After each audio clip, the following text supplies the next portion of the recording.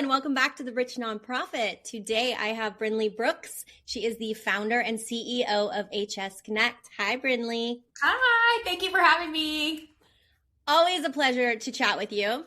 Brindley is a client of mine. We've been working together for years now, it feels like, in the best way, because I have seen Brindley go from 2 jobs, full-time job, starting this nonprofit, to now running this. And in 2025, she did a very nice job with funding, with events, community, and we are here to talk about it. So let's start. I want everyone to know from your mouth, because you say it best, what is HS Connect and who are you here to help? So I have a skin condition called Hidradenitis Suppurativa. It's hard to say and even harder to live with. And it is a chronic inflammatory skin condition that presents as boil-like abscesses anywhere on the body. It most commonly occurs in the armpits, under breasts, groin, inner thigh area. So most private areas that you're not necessarily inclined to share with everyone. We can hide it, which also adds an element of mental health burden as well. It affects every part of our lives. And I have lived with it for 36 years, and I have 2 daughters that also have HS. I have a bio daughter who's 18 who actually just underwent major wide excision surgery in her bilateral inner thighs. And then I have my stepdaughter who also has HS, and she's 22 and she's a stage 1. So she's on the mild end, thank goodness, and has been doing really well even without treatment right now. And so HS Connect was born to basically spread factual awareness about HS. There's a lot of misinformation, a lot of shame that comes with the condition. So we want to spread factual awareness and then bring disease awareness to just the general population. HS isn't rare. It's just rarely talked about. It affects 1 in 100 people. So chances are you know somebody in your circle that has HS, at least one person. And I always like to think about it like when you get on a plane, how many other people other than me are sitting on that plane with HS? Or when you're at Costco, I'm always like, all right, who in here has HS? So thinking about it in terms of like that in a general situation kind of brings that back down to reality, to like, there are people in here walking around with this hidden, dirty little secret, I call it. So that's our goal with HS Connect. I did not have this on my bingo card when did not want to be a nonprofit founder when I grew up. I wanted to be a teacher or a veterinarian or probably a dolphin trainer.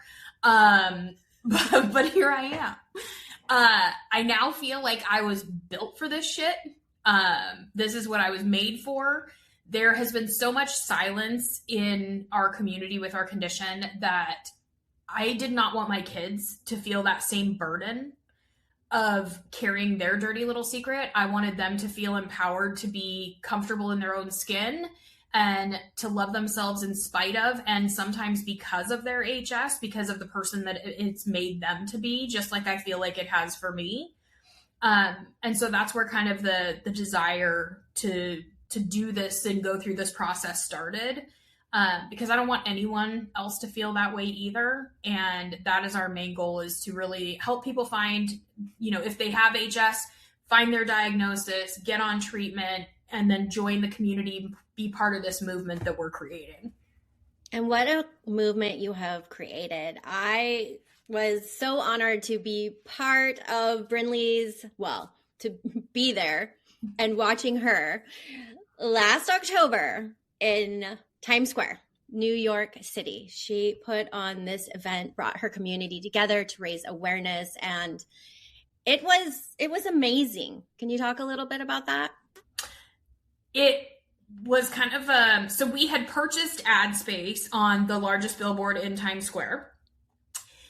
And then we were like, okay, what are we going to do with this? So, we had a photo shoot. It was a very interesting process to get this billboard on Times Square because we're showing butt cheeks and under breasts and things that are not typically shown in Times Square. So we had a little bit of I wouldn't call it a kerfuffle, maybe a little maneuvering around what we were allowed to show, because that is up to the business or the building who owns the media about what can be on there. So our whole goal was for people to see HS on real skin so that they could identify either that's their skin or their loved one's skin, and just have a general understanding of what it's like to be an HS person, or try to help people understand it. So then we were like, okay, great, we have this billboard. What are we going to do? Stand and watch it as a group? Okay, that's cool. What do you want to hold some balloons? I mean, I don't know. What now? Right? So we hadn't really, like, I wanted to be in Times Square to raise awareness, but then the marketing team that we're working with, who is incredible, and I've never seen somebody so bought in to our journey and like really being our champion, was like, what if we did a runway show? And I was like, fuck yeah, that's what we're doing. And I went, hold up. Yeah. And we got 60 days to pull this shit together. How are we going to do that? And we did it. And my COO played a huge, important role in pulling that all together. Y'all, we pulled funding from pharma at the end of the year to do this. And like, we're not talking small numbers. It was incredible. It was absolutely incredible. Very, very, very, very, very stressful. I wouldn't recommend doing a 60-day turnaround with something like that. Maybe like we're planning a year this time, much better. But you know what? It was the best thing I've ever done in my life. And I'm sorry to my husband and my children. They know this now, but like, they're like second and third on my list. Times Square is number one. It was the most powerful and impactful thing.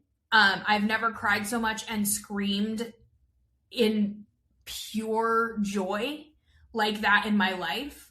I mean, watching my people like walk down the runway and start off wearing a hospital gown with misinformation on the back of it, that we were shedding, and then walking down that runway in bras and underwear in the middle of Times Square was the most incredible thing I've ever experienced. Honestly, it's a dopamine hit that I'm now chasing, which is kind of dangerous. Dangerous, but woo. Yeah. I'm watching you all walk down the runway and just with such conviction and love for each other. It was so moving. I've never seen anything like it. And yeah, that it was a big dopamine hit for you. And now you want to go bigger, and you will. But I want to talk about that because with a nonprofit, it comes down to funding. It does, because you are raising money, you are getting money from donors. In your case, you're getting money from pharma, and thank you for that. But it's not always easy. So when you look back on this now of when you started, did you know that it would be this hard to run a nonprofit? Fuck no. If I had known, I may not have done it, honestly. I mean, I knew I've always had like an entrepreneurial spirit. But I'm a lifer, like where I go, I stay. So I worked at the same job for 17 years, and did like every facet of that job. And then before then I worked in this, I've been in the same industry for 22, 23 years. And I, when I started getting more into HS Connect and riding between both my full-time job and my full-time job that was becoming HS Connect, I really had to decide, and that I belabored that decision. I went out for surgery and then had 3 months to recover and had 3 months to decide if I was going back to work. That was way too long. I should have just not made a decision until the last week, because for 3 months, every day I was back and forth, talking myself into it, out of it, into it, out of it. Very tumultuous time. And then I finally decided that, the real thing that kept me, or that made me make the decision, was the travel piece of it, because my work wasn't very flexible on me traveling and working on my travel days. And I knew I could not show up for the community in the places that I needed to show up if I couldn't have the flexibility to travel. So that was the kind of thing that pushed me over the edge, and led me to doing HS Connect full time. It was the scariest thing I've ever done, because I'm the breadwinner in our family, and, funding isn't guaranteed every year. And I feel like some years it comes easier. This year, 2026 has been a like claw fest of trying to like get what we need in order to maintain overhead and, you know, employees and an office to be in. So it's been an interesting year. I think, you know, we set the bar really high last year with doing Find Us in Times Square, and we managed to pull it off on a shoestring budget, comparatively speaking to what it would have been if somebody else went in and did it on their own. And I think that the expectation is that we're going to be able to produce something like that for the same amount of money this year, and that's just not the case. And so it's difficult to bring that sense of reality back into the conversation because everyone wants us to go bigger. But in order to do that, I need the funding to increase to do it bigger. And so I think it's been a real kind of point of contention this year of trying to understand where everyone is at with funding so that we can then, it's always this chicken or the egg thing, because we can't decide what we're going to do if we don't know how much money we have to throw at it. And they won't throw money at it until they know how much it's going to cost. Those two things don't correlate. Like it's a constant battle or fight in order for us to produce something. So I feel like there's a lot of conversations. I always call it like used car salesman-y, and I hate that part where it's like, well, I don't know how much you got. Well, I don't know how much are you willing to give. Well, I mean, what ballpark are we talking about? Well, I don't know. What do you want your car payment to be a month? Yeah, I mean, I literally feel like I'm dealing in used cars when I'm trying to like get this information. And it's such a weird feeling because it comes from heart for us. But I also realize that heart costs money. It does. It all costs money. Yeah. And that's kind of hard to wrap your head around sometimes when you are doing this work. You're a nonprofit, a foundation. You want to change the world. You want to help communities. And so you're right. You've got your big heart on your sleeve. But at the end of the day, you need money to run those programs. And so when we go into strategic planning, it is so interesting because we are working on your programs and what's going to come next. But without knowing how much money you have, you don't know who you can hire. You don't know how long you can run the programs, how many events you can have. And so it gets to be pretty frustrating. But what you are so good at is pivoting. You have learned that, okay, this isn't going to work how I want it to be. And I can't control the outcome, but I can pivot and I can still help my community because that's what you always go back to. Mm-hmm. Yeah. And I think that's like, it really has to be the main understanding and mission of what you're doing. And like, we talk about that, you know, all the time, it has to be your focus, your focus, your focus. And I think it's hard.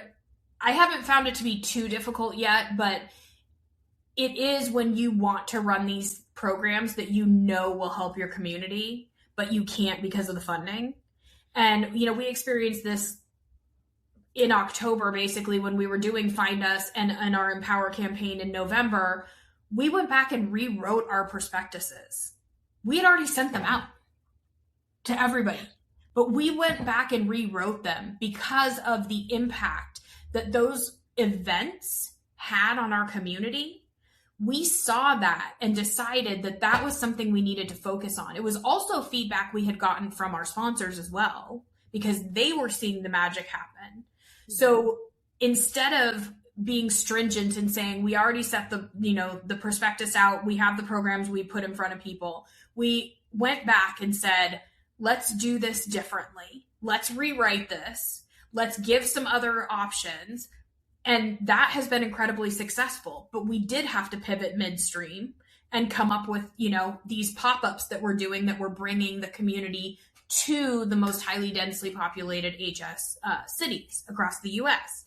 So we did pivot, and now it's paying off in dividends. And the magic that we experienced and that our sponsors experienced, we get to take that on the road and hopefully bring that to more and more people. But yeah, it's a constant pivoting. You're listening to the needs of your sponsors as well as the needs of your community. And I feel like our goal is to match those two things together. They're typically in alignment, and then we just kind of decide, what does that look like? But I've never felt pushed to change. That's not true. I have felt pushed to change the way that I do things based on sponsors. And that has been a really tough road. A tough line to toe, because ultimately the money comes from them, but I will not sell my soul or the soul of my community to get the funding. I would crowdsource that shit instead, because it is important to me. The integrity is more important than anything else. And that's what makes you such a good CEO and founder, is because you protect your community first. Of course, you need that funding, but at the end of the day, you're going to do what's best, and you are going to advocate and keep them safe. And you are so fierce about that. I admire that about you so much, because I understand when you need that money in order to run your nonprofit, it can be hard. Oh, maybe I'll just compromise on this or compromise on this.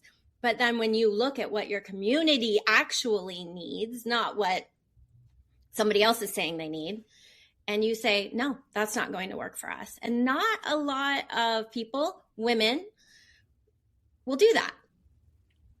So thank you for doing that for your community. Yes, they're my babies. Like, I love them all so much, and I absolutely want the best for them. And I know that we can help people get to where they need to be.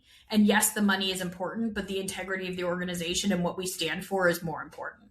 And that funding will come from somewhere. Like, I truly have faith that it will all work out.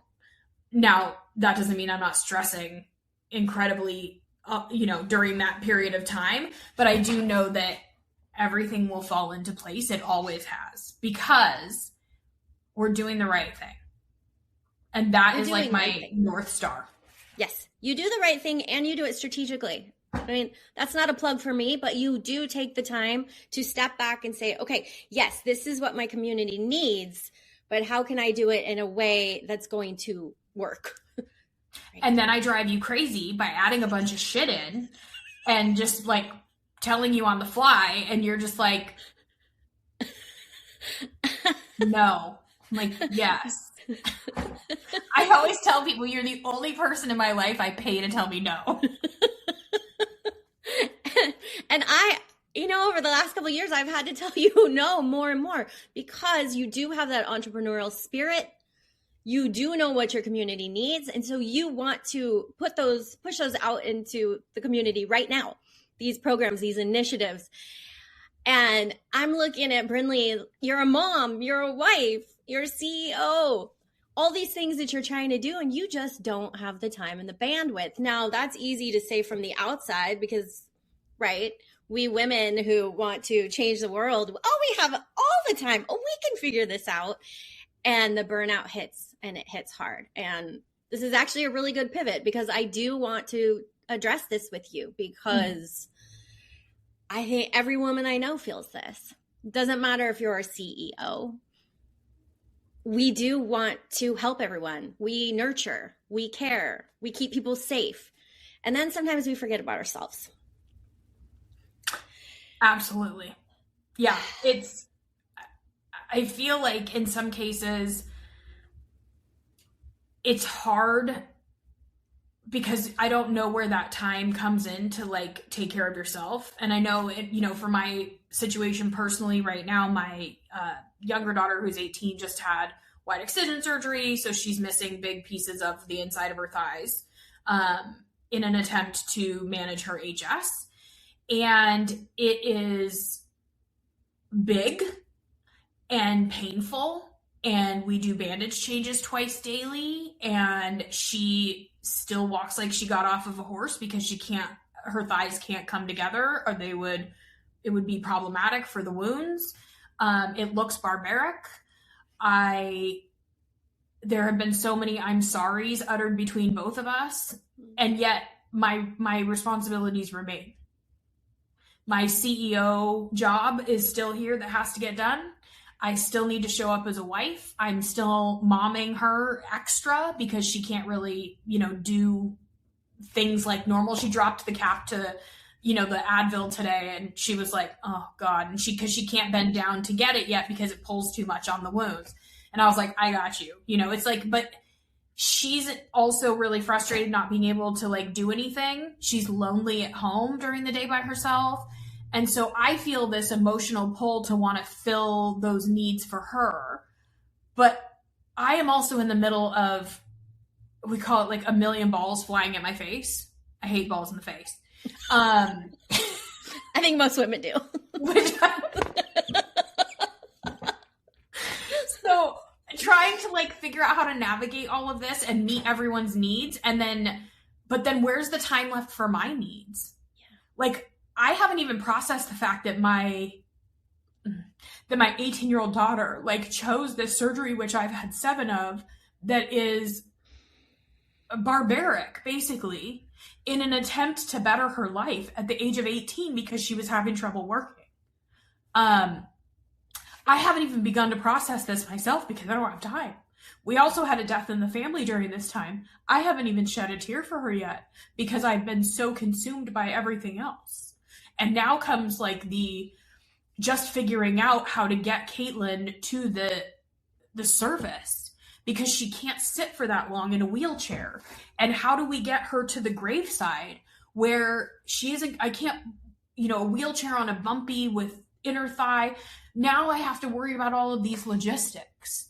So where is there the time in there that's built in to like grieve or to process all of the emotions for me as a mom that come with my daughter being in having to make such a big decision at such a young age just in order to try to like better her life. Yeah. And these are the things that people don't see.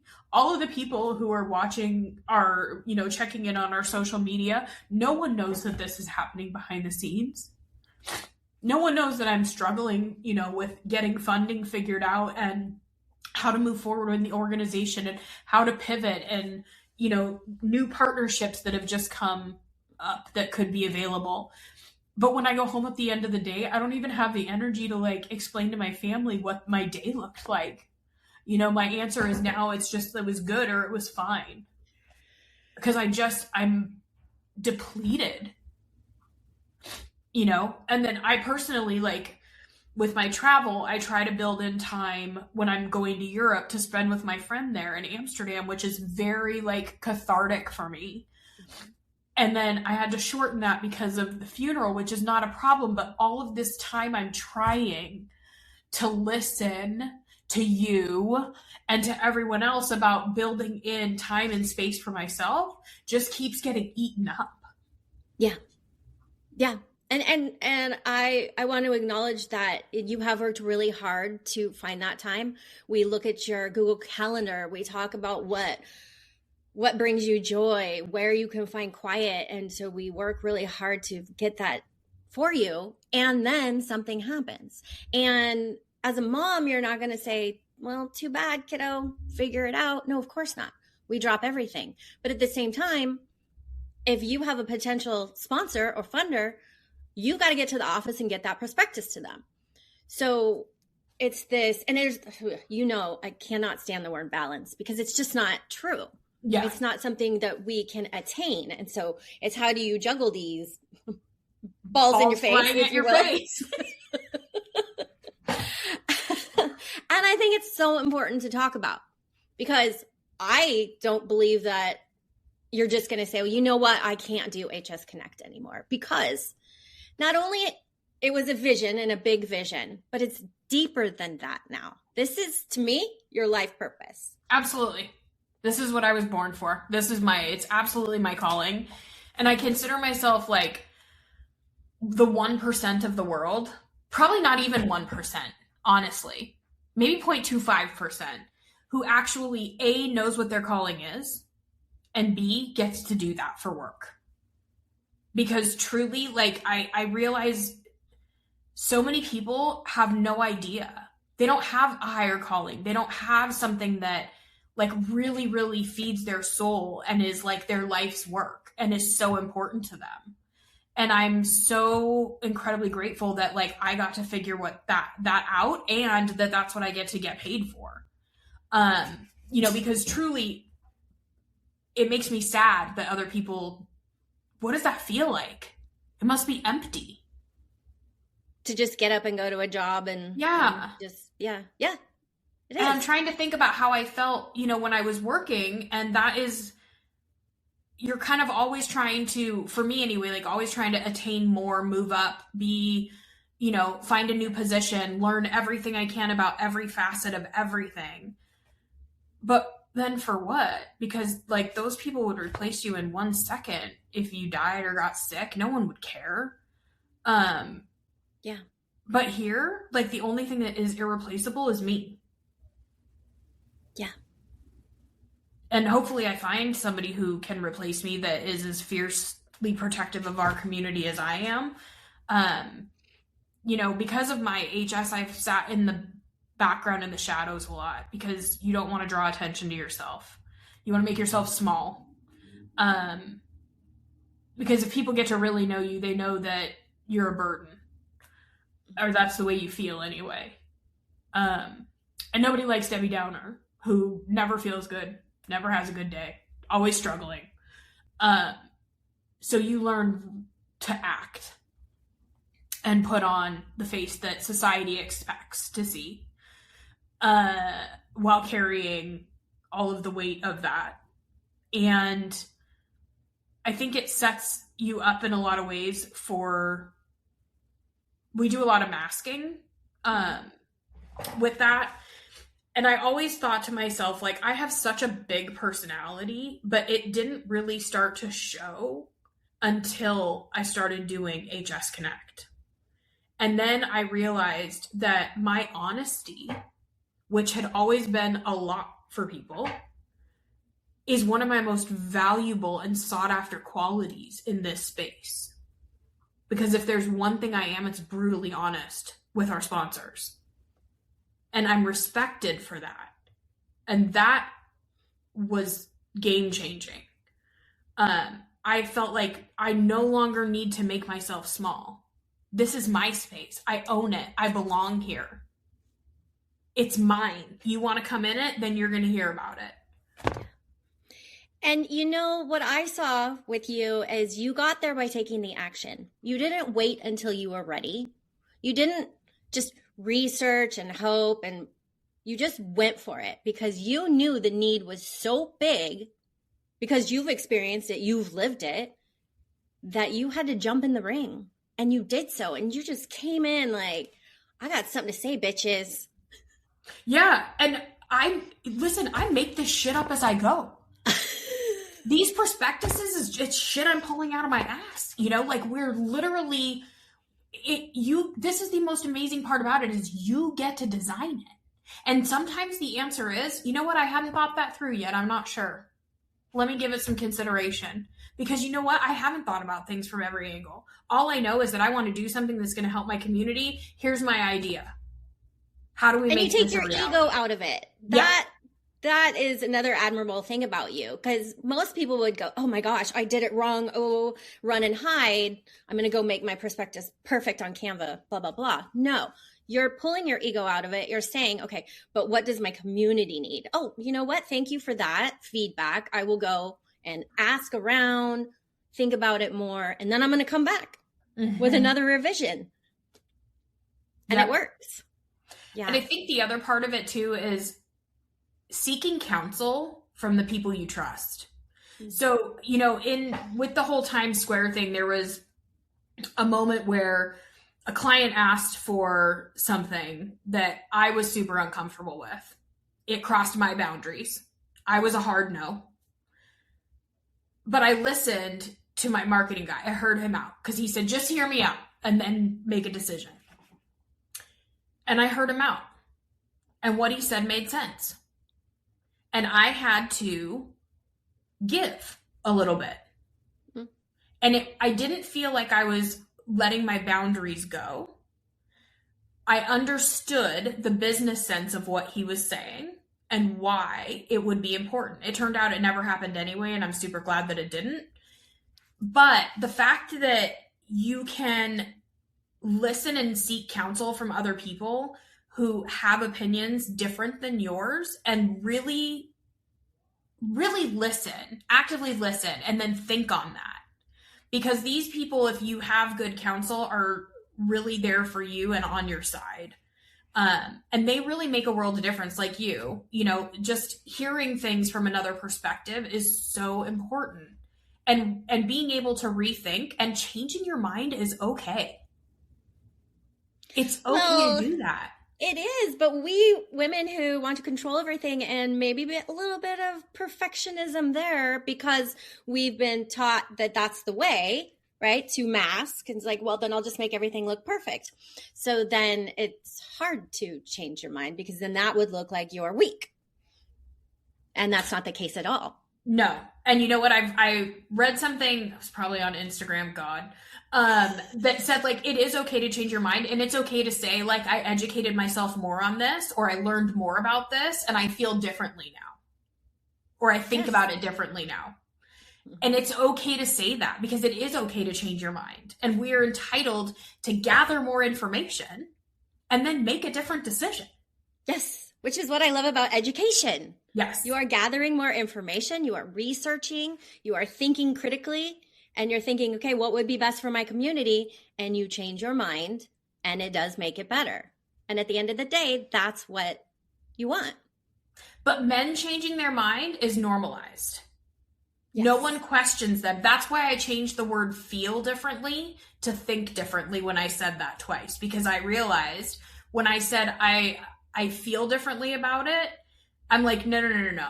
I don't want to feel about it. I want to think about it because feel instantly implies womanly, whereas think is more masculine. And that sucks. It does suck, and it's not fair, but you are also changing the narrative there because you, like myself, we can bring in our masculine very easily and quickly, right? It's how we do. We can puff out our chests and yeah. But bringing the feminine in is kind of what we all need, especially right now. And I love that you've been wearing brighter lipstick now. You got your hair cut shorter and you're saying, look, I'm here. And you're walking the runway. You are showing people, I am here. And I'm still going to be a fierce advocate, but I'm going to do it Brindley style.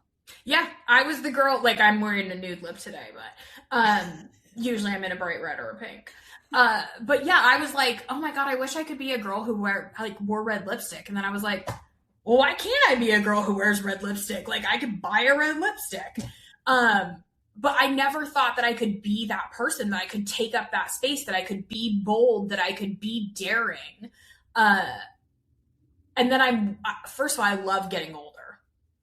The only thing I don't like about it is everybody around me gets older. But I love getting older because this shit is incredible. Like, you come into your own. You thought that in your 30s you found yourself. Oh, there's way more coming. Like, seriously. Just you This wait. is the shit right here. This is like the real... I'm here. I'm taking up space. I know what I want. I'm going after what I want. I know where I belong. I know how I feel. I am like fiercely protective and just an amazing human being. And like, I'm so rooted in that. And I feel like anybody could question my motives. Go ahead, because they're solid. They absolutely are. Yeah. And you see that in the way you move in your nonprofit, the way you move with your community, with your family. Yeah, it's so true. And I don't know, what surprised me is that when you started talking about bathing suits and proms, and I had never considered that before. Do you mind talking about that? Yeah. Because of where we get HS, you know, a lot of us have dealt with the misinformation about HS, been told to lose weight, quit smoking, which are the top two things that we get told, that it's a hygiene issue before, you know, most of us, it takes 7 to 10 years on average for us to get diagnosed. So in the interim, you're hearing all of these negative things about yourself, and you're thinking all of these negative things about yourself. And because of where HS impacts, we typically will hide. We're the people who go to the pool party, but we wear the big shirt over.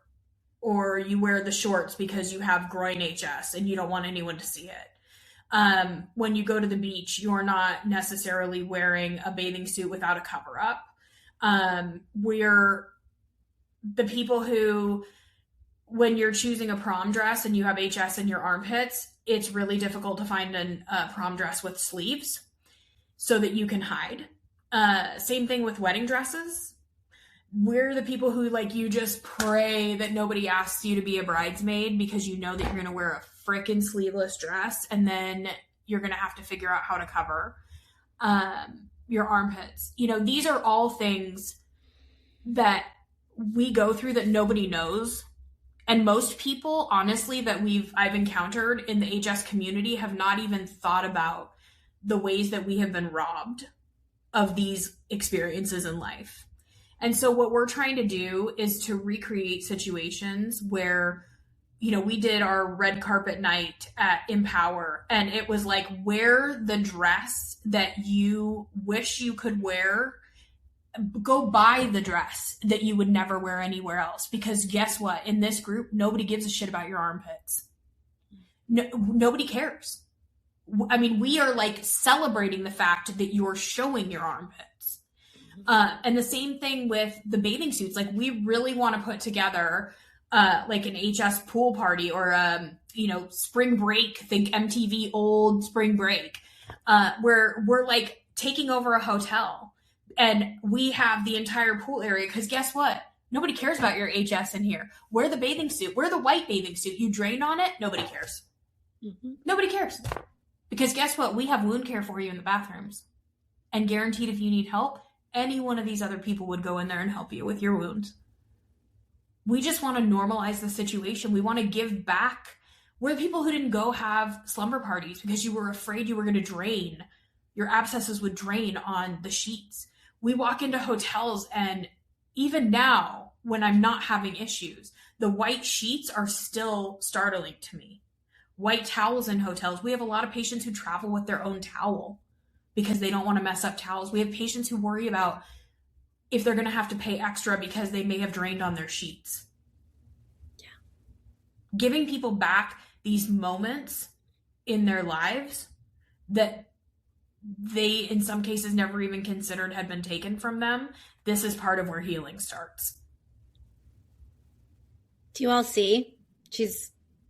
Why she belongs as the CEO and founder, because as I said, you've lived it, and now you're full circle. So I wanted you to talk about that, because for you to take up space now and to wear the bright lipstick and to wear whatever you want is such a huge thing. You've come so far, and you are showing everyone that they can do it also. And it's beautiful. Thank you. Yeah, it's hard and worth it. Yeah, that was going to be one of my questions for you. You know, at the end of the day, the ups and downs, family life, responsibilities, traveling, which is painful, all the things that you do in a day, is it worth it? Would you do it again? I would absolutely do it again. I would think about it differently. Like, hindsight's always 20/20, right? I would do some things differently. But overall, like, this journey has made me, all of the mistakes I've made, all of the wins, every part of it. Every time I got kicked in the teeth and had to go back and figure it out again, every time has like made me the person that I am. And all of these experiences, like, I am the culmination of all of that. And that part to me is incredible, and I would not change that for the world. I would absolutely 100% do it again. Yeah. So what would your advice be to a woman who is thinking of starting a nonprofit? Find your counsel. Find the people who are educated, the people who have knowledge. Don't be afraid to ask questions. That was one of the huge learning pieces for me, was not being fearful, especially in working with the pharma industry, of saying, okay, I don't know how to do this. Can you help me? Or what does this look like? And I think just not being afraid to ask for help or for, ask questions to figure things out. Go to people who've already done what you're looking to do and learn from them instead of bashing your head against a wall. What were their pitfalls? We're trying to do something similar. Tell me the wins, the losses. How can you help me not have to repeat what you had to go through? Take advice from anyone who will give it to you that's sound, that's good advice. There's a lot of bad advice out there, but really, like, in your heart, you have to be assured of the decisions that you're making and know that you're making them for the right reasons. And that as long as your North Star is in place and you're constantly doing that and going for that, then you're on the right road. Yes, I agree. And speaking of that, you are paying it forward. You have this wonderful community that you have, your babies that you have nurtured. They are, in a sense, growing up, and now they are paying it forward. So that ripple effect, I want to talk about that for a minute, because I don't see that much out there. I don't see the paying it forward. I see the programs, okay, we help this many people, you've got your KPIs and blah, blah, blah, blah, blah. But it's that paying it forward so that it outlasts and outlives this. Yes. Yeah. So we're creating an army of advocates, in essence. We have a mentee program, an advocate training program that we started last year. We had our first cohort go through, and we did it pairing them up with a mentor last year. And we changed the program this year to be more automated. It's got videos in it. It's a drip campaign because the overhead and the lift for us is lighter to do it this way. It's more sustainable long-term. And we kind of realized that it wasn't very helpful to have the mentees work with the mentors. The timing was hard. Getting on calls together was difficult because of work schedules and things like that. So we, again, paid attention, what worked, what didn't, and then adapted and made this version 2 of the program. There will probably be a version 3, maybe a version 26. Who knows? But this is our first shot at doing it differently to see how this works. Everything we do, we consider a pilot, right? Because we don't know how it's going to work out. Wing and a prayer. That's what we're working off of. And so this program enables patients who are interested in being advocates to go through a 6-month program and graduate with like a certificate from us, where they learn about the disease, they learn about how to handle conversations, they learn about like social media, even setting boundaries, how to deal with tough conversations when you're entering into them on social media that end up kind of being a fight, how to put good information forward, how to help people. So they become very educated in the disease and then also in helping others. So then when they are out in the world, they are educating with the correct information and helping patients. We have 47 people signed up to go through this next cohort that starts February 1st. 47 people. And that was from like 1 or 2 social media posts. Some of them are outside the US, which makes my heart super happy. Because we're also, working on the global end of things too. And so our plan eventually is to have this as a global program that is put through in their own languages so that everybody can become an educated advocate. So this is our paying it forward, is educating people and then putting them out into the world and saying, like, go do the good work, go help other people become educated. Unfortunately, people are drawn to bad information for some odd reason. I don't know why. I would pay $1 million if somebody could figure that out. I don't really have $1 million. My check would bounce, but it's the idea behind it. Just right now. But why people are so drawn to bad information is beyond me. And so it's difficult when you're constantly combating that and trying to educate people who do not want to be educated. Which is another piece of life that I just don't understand, is that how people just want to sit and actively choose not to become educated. So we're never going to have, 100%, but my goal is 90. I'll settle for that. No, you won't. True. We'll find all the ones the defectors. Yeah. Yeah. I love that you brought up global, because that has been in the back of your mind for a couple years also, and now you are doing it. Yeah. And again, same thing. Just an idea, put it out there, started doing it without funding, because really it was having interviews with patients and physicians to find out about each country. And that was basically just our time to do that.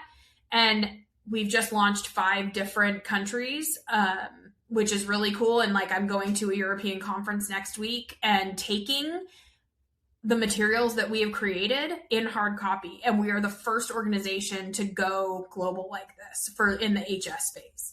So I'm very excited about it. And now we just need people to see the value in it and fund the program. And they will.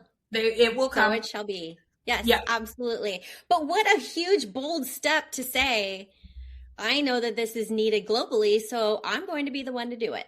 Yep. That takes some big whatever. In your face. I'm trying to think of a feminine reframe for us. We've talked about that before, big too. Ovaries. Yes. It takes some big ovaries to say, I'm going to step into the global space. I don't necessarily know how that's going to look, but I'm going to try because people need it. Yeah. And you know what? We'll probably figure it out. It'll take 5 iterations, I'm sure, if not more.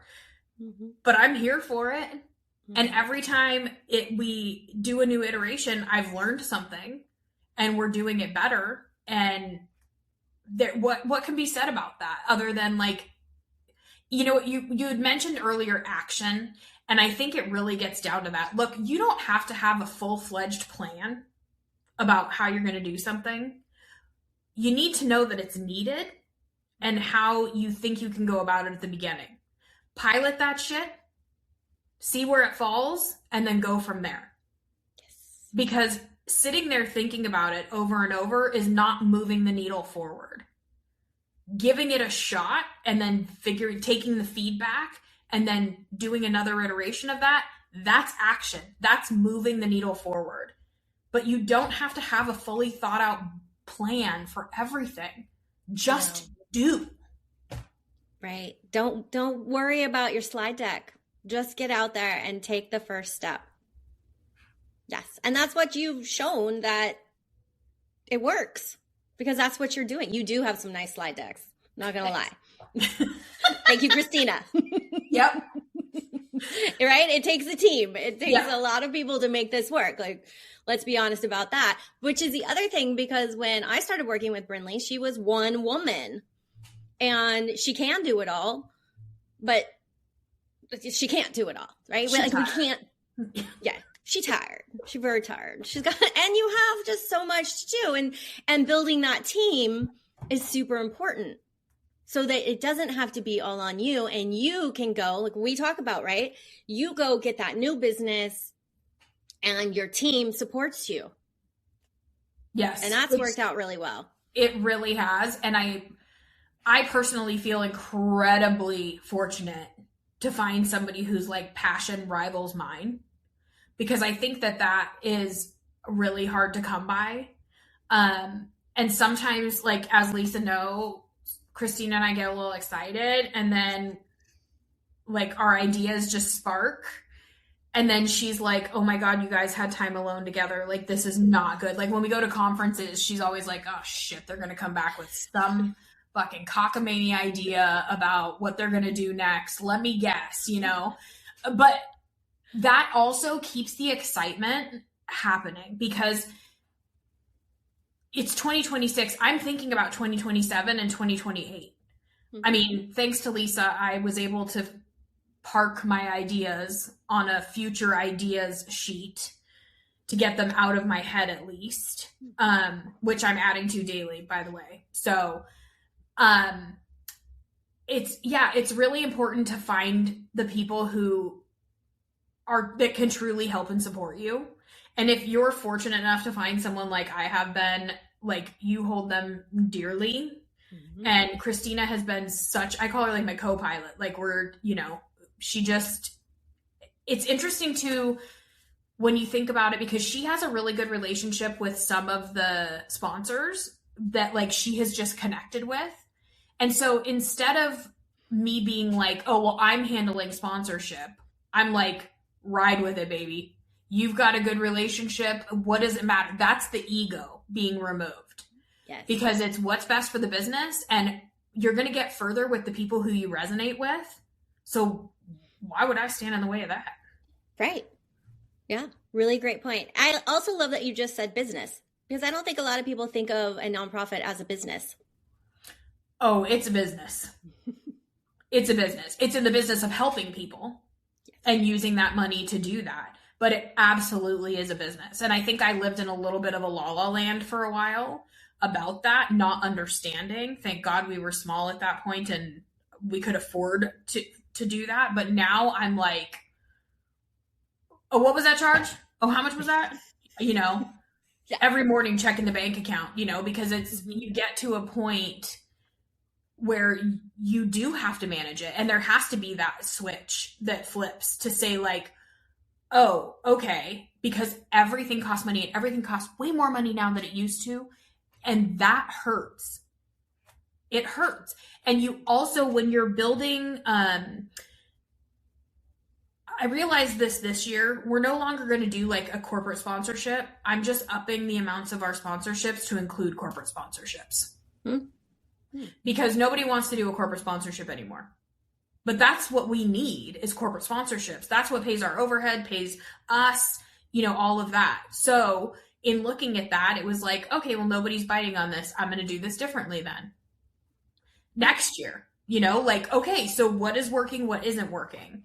But yeah, it's a very interesting thing. It absolutely is a business. And my word of advice would be to treat that just like that from the very beginning. Yes. Yeah. I'm glad you said that, because you come into it with heart. That's going to be the reason, your vision and the love that you have and how you want to help. But you still, especially, it wasn't really until I feel that you brought on a team and then it was, oh, I need to look at this differently. So if you were to start again, right? Hindsight, of course. But yeah, it would be integrating that more, which you and I both really don't like spreadsheets, but it's important to be looking at the bank account, to be thinking about your budget for these events from the beginning. Yes. The budget piece and like all of that, I self-admittedly was not good at. Now, like I will be very good at it because now I'm watching everything. And that was the other thing is, you know, I trusted employees to do what was in the best interest of the business. And that varied from what my version of what was in the best interest of the business was. And that cost money. So I also have realized like I had to hone that in. And now like everyone has a credit card and I know exactly what charges are made on each card. So that was a learning experience too. Yes. Of figuring that out, which was an accounting nightmare too, because everybody had like the debit card number and was then at the end of the month, it was like, well, who charged this? Well, I don't know. I didn't charge anything. Well, actually it was you. So learning that too, how much time I spent trying to bird dog that stuff that could have been avoided had I done it differently. But I also didn't know that there was another way to do it at that point. Right. You know? And so like, and you didn't need to develop SOPs, you know, in that moment, because it was you and then another and then another. And so you're going so quickly that taking that time to really step back and say, okay, well, what systems do we need in place now? Yes. Yeah. Acknowledging that too. And I think, you know, a huge piece of it is giving yourself grace. I've never fucking done this before. Right. I don't know what I'm doing. I am literally the definition of faking it till you make it. You do know what you're doing. I do tell you that. I make her stop and pat herself quite often because we women, we want, you know, that quick win comes in and then we just move along. It's like you told me today that you just got off the phone with a big pharma company. And I was like, okay, well now let's start recording. It's like, wait a second. This is a big deal. You just put on your big girl pants and said, show me the money. That's huge. So you do know what you're doing. It just sometimes doesn't feel like it. You know, you sweat a little. Yeah. But you know what? I'm now okay with all of that. Like, I didn't used to be, because I felt like I needed to have everything like so lined out and like know what my plan was in order to feel assured of things. And now I don't feel that way anymore. I'm like, okay, if we need to change it midway, then we change it midway. If we need to, ideate on this differently, then we'll do that. But the most important thing is that we're getting started. Yes. Just starting. You don't need that 5-year strategic plan, people. Listen, it changes. I mean, I swear to God, we don't need a strategic plan for 6 months. We need one for 6 months. Yeah. I mean, that's what it feels like, because things change so quickly. Yes. Especially in the growth that you're finding, experiencing, and saying yes to. Well, I know you want to say yes to it all. That, get back here for a second. Part of my problem. But that's what makes you a visionary. And I would love to clone you and put more Brindleys out into the world, because you really are changing lives by taking that action, sparking those big ideas, and then you put them into action so quickly that people can't even believe it. I mean, people tell you that, like, wow, you implement so quickly. And it's because you know what your community needs. Well, and I think that goes to, first of all, agility is super important. Being able to like be agile, change things, rethink things, think outside of the box. Like, the way that it's been done isn't the way it needs to always be done. I hate that phrase so much. Well, this is the way we've always done it. Yeah. It makes me want to like punch someone in the face, because it's that if nothing says we need a change, that phrase says we need a change. Yes. And working within the confines of that sometimes is very difficult, because in working with the pharmaceutical industry, there is a lot of regulatory pieces of that dictate a lot of what we do and what we can and can't do, even up to the amount of funding we can get from a single sponsor. So we're working within confines of their hands being tied as well. But the important thing is to get started. You don't have to have it all the way thought through. An idea is all you need. Mm-hmm. That's it. That's what sparks everything. Yep. And the willingness to go try. Yes. Yeah. And you know what? Sometimes you think you know what your community needs. We had a program we ran last year that was funded. We thought we knew what the community needed. The community told us what they needed. We listened. It fell flat. But you know what? That's not a failure on me. We built it. Mm-hmm. We listened to the needs. We figured out what needed to be there, and it just didn't work. And what are you going to do about that? Nothing. You're going to keep that as a resource, but you're going to also pivot and say, we're not spending any more time on that. Yep. Exactly. That's so strategic of you, Brindley. Oh my God. I'm just going to take your job now. Just kidding. I don't want your job. Oh, thanks. And I need you, so I can't take your job. Oh, I have just loved watching you. It makes my heart so happy. And then when I go and I get to meet your community and spend time with them, I'm in awe. Yeah, it's been wonderful to watch your journey. It's going to keep just global. I'm going to have to do strategic planning with you in Amsterdam for us. Yeah, we were like, should we do it in Italy maybe? That would work. Yes. Where can people find you? hsconnect.org is our website. And then on socials, we are at hsconnect.org on all socials. Yes. You have a very great Instagram page. Lots of information there. Of course, your website is just, I love it, because there's so many resources for people that it's just like from the first step all the way through. And that's what you give to your community. And it's so helpful. And then Instagram, of course, when you're scrolling Instagram, there's always good stuff to see about HS Connect and what your community is doing as well, because they post a lot on there. They talk about their journeys. They support you. It's really cool to see and to watch. Yeah, I love it. I love it all. Thank you for joining me today. You are an inspiration. I tell you all the time. You really are. Like, I don't know what that would be, 0.25%. I don't know, but we need more women like you who are willing to step into the ring, fight for the cause, create the solutions. And so thank you for being you. Yes, absolutely. And I'm happy to help. If you have anybody who wants to reach out, they can reach out to you and then get to me. But I also want to pay it forward in helping people where I wish I would have had somebody who could guide me on certain things. So I'm happy to help anybody. Well, we got to run it by Lisa first. Yeah, I was going to say, hey now.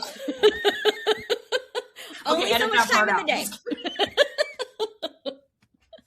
All right, everyone. Thank you for being here today. We'll see you next time on The Rich Nonprofit.